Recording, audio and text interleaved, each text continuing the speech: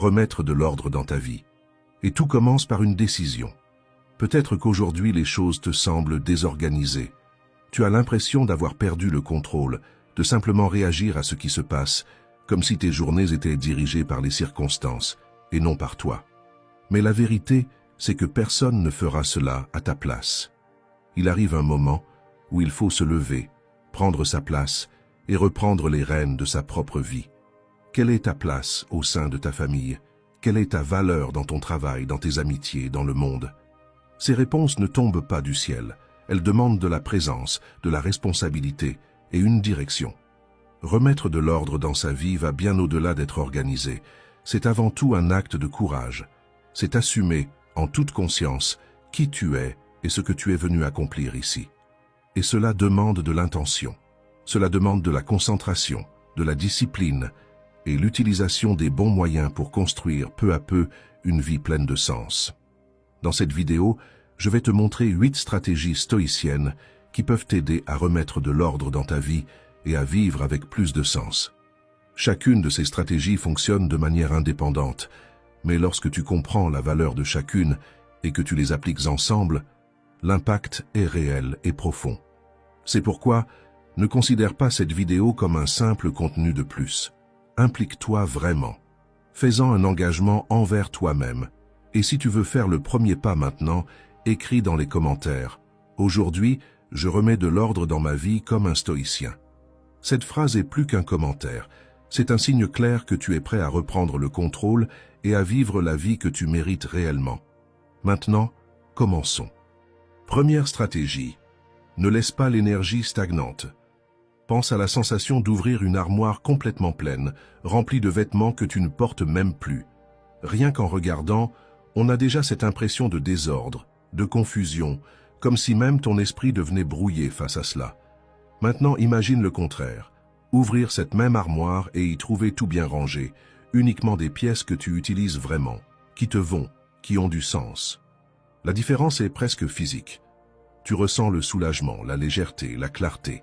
Le problème d'accumuler trop de choses, ce n'est pas seulement le manque de place, c'est le poids mental que cette accumulation provoque. Une étude de l'Université de Californie a montré que les personnes vivant dans des environnements désorganisés ont tendance à avoir des niveaux plus élevés de cortisol, l'hormone du stress. Autrement dit, plus tu accumules de choses, plus ton esprit entre dans un état constant d'alerte et d'épuisement. Le philosophe stoïcien Épictète disait « Un homme ne peut perdre que ce qu'il possède ». Et cette phrase révèle une vérité inconfortable. Le problème ne vient pas de la perte en elle-même, mais de l'attachement que nous créons autour de ce que nous possédons. Lorsque tu t'attaches trop à tes affaires, tu te mets à vivre dans une peur constante de les perdre, et cette peur te rend vulnérable, tendu, distrait. Maintenant, réfléchis avec sincérité.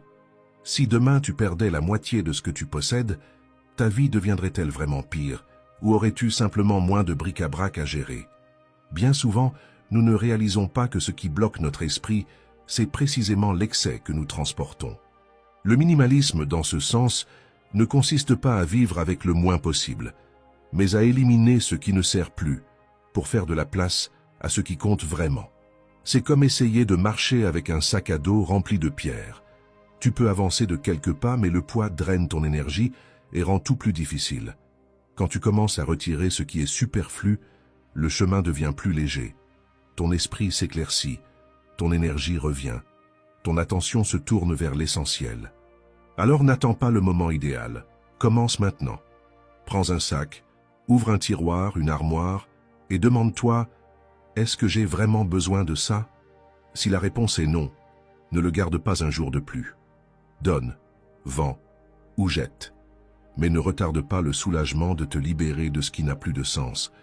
Chaque fois que tu élimines un excès, tu récupères un morceau de ta paix.